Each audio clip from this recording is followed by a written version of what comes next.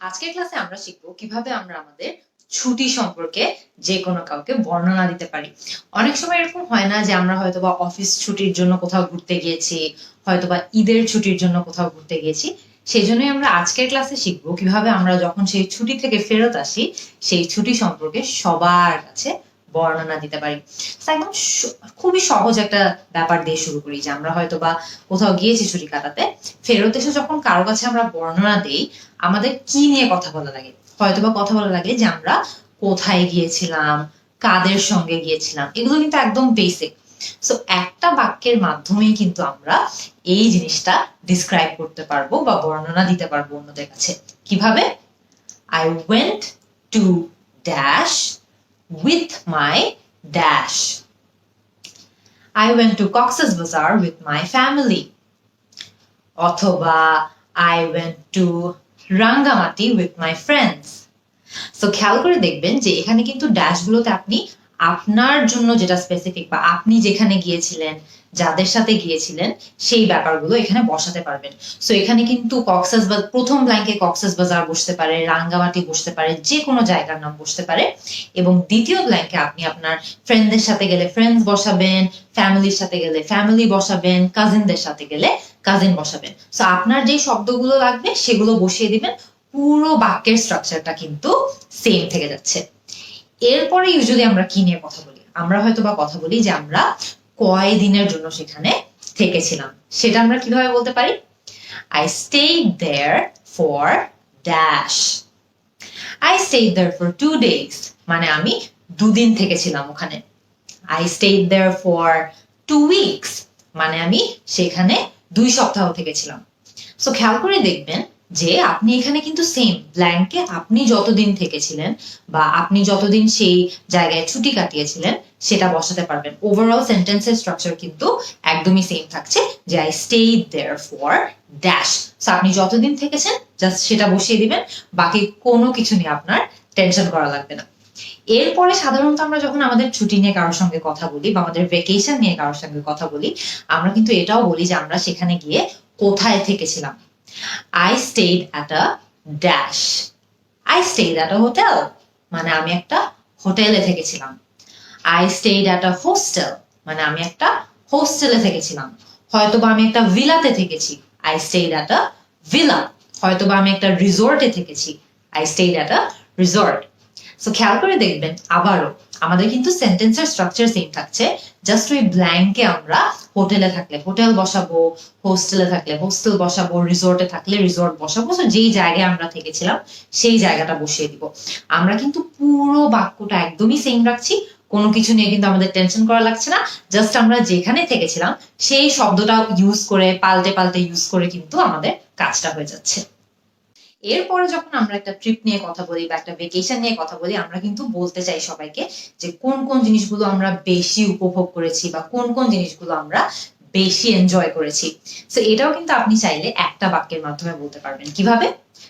I enjoyed the dash. I enjoyed the food. মানে আমি সেখানকার খাবার অনেক পছন্দ করেছি। I enjoyed the scenery. মানে সেখানে আমার আশেপাশের এনভায়রনমেন্টটা আমার খুব ভালো লেগেছিল। I enjoyed the fresh air. মানে সেখানকার বাতাস এত পরিষ্কার, আমার সেটা অনেক ভালো লেগেছিল। সো খেয়াল করে দেখবেন যে আপনি আপনার ট্রিপে বা আপনি আপনার ছুটিতে যেই জিনিসগুলো বেশি উপভোগ করেছেন বা যেই জিনিসগুলো বেশি এনজয় করেছেন আপনি সেগুলোর কথা ব্ল্যাঙ্কটাতেই বসিয়ে দিলে কিন্তু হবে। I enjoyed the dash, এখানে কিন্তু আপনার পুরো বাক্যের স্ট্রাকচারটা সেম থেকে যাচ্ছে, আপনি জাস্ট আপনার অনুযায়ী শব্দগুলো পাল্টে ফেলবেন। এরপরে সাধারণত আমরা একটা ট্রিপে গেলে বা একটা ভেকেশনে গেলে কি নিয়ে কথা বলি বা কিসের বর্ণনা দিই? যে বেশিরভাগ সময় আমরা ওই ট্রিপটাতে বা ওই ছুটিতে কি করেছিলাম। এটারও কিন্তু একটা কমন সেন্টেন্স স্ট্রাকচার আছে, সেটা কি? Mostly we dash. Mostly we eight, মানে বেশিরভাগ সময় আমরা সেখানে খেয়েছি বা খাবার দেখতে বা খাওয়ার মানে খাওয়ার উপর আমাদের সময়টা বেশি গিয়েছে। অথবা মোস্টলি উই প্লেড ফুটবল, যে আমরা বেশিরভাগ সময় সেখানে ফুটবল খেলেছি। সো খেয়াল করে দেখবেন আবারও আমাদের কিন্তু ওভারঅল স্ট্রাকচারটা সেম থাকছে। আমাদের স্ট্রাকচারটা কি? Mostly we dash. এখানে ড্যাশে আপনি বেশিরভাগ সময় আপনার ট্রিপে কি করেছেন সেটা সম্পর্কে বসাবেন। আপনি যদি বেশিরভাগ সময় খেয়ে থাকেন আপনি বলবেন মোস্টলি উই এইট। আপনি যদি বেশিরভাগ সময় ফুটবল খেলে থাকেন আপনি বলবেন মোস্টলি উই প্লেড ফুটবল।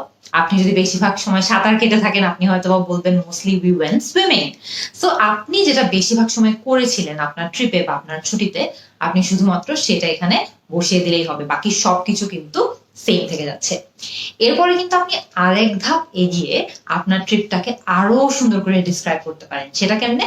আপনি এখন কথা বলবেন যে সেই ট্রিপে বা সেই ছুটিতে যে আপনি গিয়েছেন সেখানে আপনার সবচেয়ে বেশি ভালো কি লেগেছে।